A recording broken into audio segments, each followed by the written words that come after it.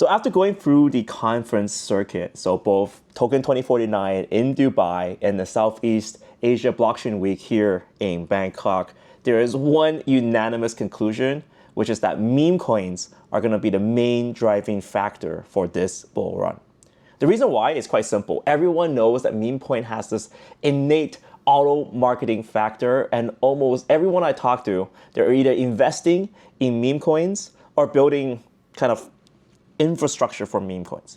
Now, there's one meme coin that really stands up above all, and that's Floki. Now, why Floki is because they're a meme coin that's kind of a little bit cute, but also they have a huge amount of build, right? There is a new roadmap release that is just like packed to the brim with new updates that will really take this to the next level. And you know that Floki has run ads all over Times Square in New York, right? Their marketing is just insane right now. But with a strong build, this combines two of the biggest factors, right? Crazy marketing plus crazy build equals to insane potential in this bull run. So what we're going to do in this video is to give you a small rundown of what's in store for Floki for this year. And honestly, guys, be prepared because there is quite a lot. Now, before we get started, I mean, everything covered here is not financial opinion. And of course, meme coins are intrinsically memes. So there is a lot of risk and volatility involved. So just be aware of that when you trade meme coins. But that being said, auto virality is its core play here. And well, let's get started and check out what's happening.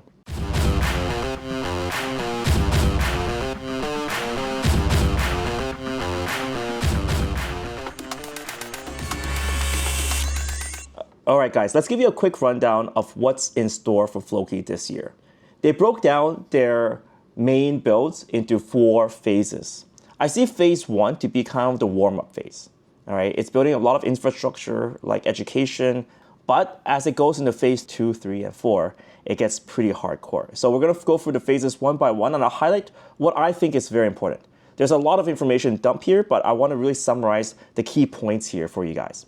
All right, let's start with phase 1. And phase 1, one of the core features is its partnership with Venus Protocol. Essentially what Venus Protocol is, it's a DeFi borrowing and lending platform with billions of dollars in play. And it allows basically Floki to be part of the pool of digital assets.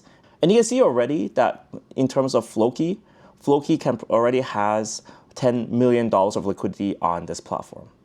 Why this is important is because the more people that stake and use Floki for either a supply or borrow, it gives Floki more use cases and then locks up liquidity of Floki. So at this current point, it's $10 million, but I expect as this partnership grows and as Floki kind of becomes more and more useful, this TVL locked would increase over time. So this is something that Floki's been doing very well. They've been kind of a very strong player in the DeFi space and kind of constantly adding themselves onto protocols so more TVL is locked. More locked supply means there's just less liquidity and less supply of Floki to go around, which means that there's a huge more potential for it to go up in value. Second on this roadmap this year is Floki debit cards. So yes, you can literally play with Floki. How crazy is that? You know, we come to a stage where yes, we can pay with pictures of dogs. Okay, that's literally where it's going to. Lastly, it's Floki University, and I think this is a fundamental educational backbone. All right? You see that education is pivotal for educating the new people coming into crypto, and you can already see Binance CEO CZ is heading heavily into education, and that's what Floki University is pretty much doing, right? It's providing education to everyone and allowing more ease of access and understanding of what they are doing. Phase 2 is where it gets a little bit more exciting. Floki Trading Bot is going to be launched, and it's a cross-chain Telegram and Discord trading bot. And you know that this tool is super useful because like something like BondBot has already become a primary tool of usage for pretty much anyone trading on Solana. So with the Floki bot, it has the exact same idea. You need to use the Floki token to use the bot to use its features, and 50% of the revenue being generated is going to be used towards buying and burning Floki. Now, one thing that's kind of interesting and why this type of tool works is because people innately trust bigger brands. So Floki being a billion-dollar coin, all right, it gives a lot of trust to people who want to use these bots, and it can be a very strong competitor to be a dominant bot for this round. And this gives a lot more usage. And this is something I see with Floki all the time. They're constantly reinventing different tools. Like we talked, if you check the previous videos, and I made some about Floki, which is kind of why I'm not covering the core tools that they have. This is a new tool, but the core tools that they have was Flokify, TokenFi, and Valhalla, their new game. So the more use cases, the better. And you can see that Floki has different arms. If it wasn't a dog, I'll probably call this an octopus.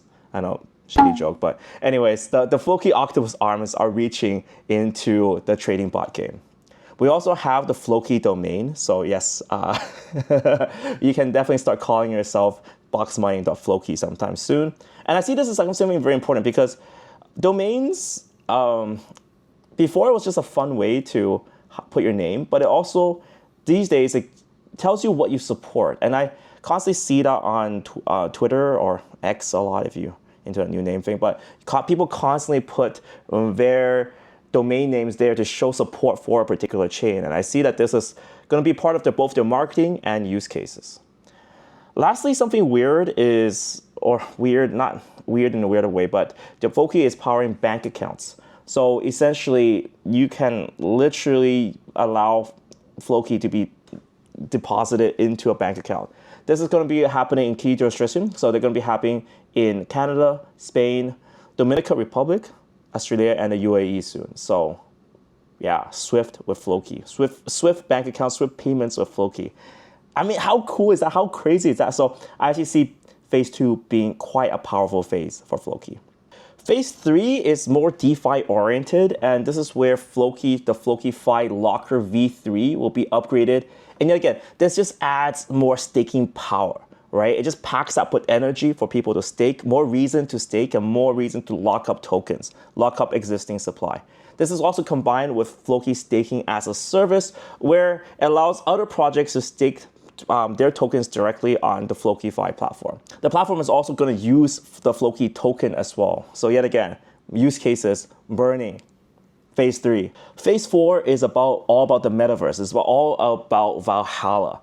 This is the game that they've been building. This is the metaverse that they're building. And yes, Floki can have a gigantic metaverse, and it's going to be in multi-languages as well. So the mainnet is going to launch, and there's also going to be a Chinese mainnet as well to just cater for the Asian audience. And again, this is where it builds up potential, right? Like finally, the Valhalla part of the game will come in, and it will create kind of the mass use case, right? If you want to reach the matches, the games are the easiest way to do so. So yet again, the Valhalla mainnet launch, that is going to be huge in phase 4. So overall, what I see here is an immense potential. So Floki being initially a meme coin based on Elon Musk's dog has now become a very dominant player. Not only is it marketing very heavily, like the ads in Times Square, but also it's very aggressive in terms of development. And there's two kind of reasons, all right, for this. One, as you can see in both phase 1 and in phase 3, there's a lot of tools to encourage the lock up of Floki, right? The more Floki that's locked up, well, the less floating, the less supply there is to trade, which gives you upward pressure. And then number 2 is burning, right? With the bot, the Telegram bots that's used for trading, they directly buys back and burns Floki. So 50% of the fees will be used to buy back and burn Floki. And on top of that, there is going to be use cases for the staking. So staking also requires the use case of Floki as well. So again, removing that Floki from the ecosystem, that's going to drive a lot of value for this ecosystem. So that's exactly why I'm super excited for this. All right, guys. So yeah, I'm super excited. I definitely see that in this bull run, meme coins are going to be huge. All right. And I see this on multiple chains, but specifically Floki can dominate pretty much every single chain. Full disclosure, I do own Floki. I actually bought quite a bit of Floki, and I've been making quite a few videos on Floki. And then to me, they've just been gathering up a lot of steam, right? And I feel like this is one of the reasons why instead of like just frantically trading Floki, it's actually becoming my hodl for this bull run. Anyways, what do you guys think about Floki? I would love to hear your opinions and what you're excited about for the Floki ecosystem. And with that, guys, thank you guys so much for watching this video. See you next one.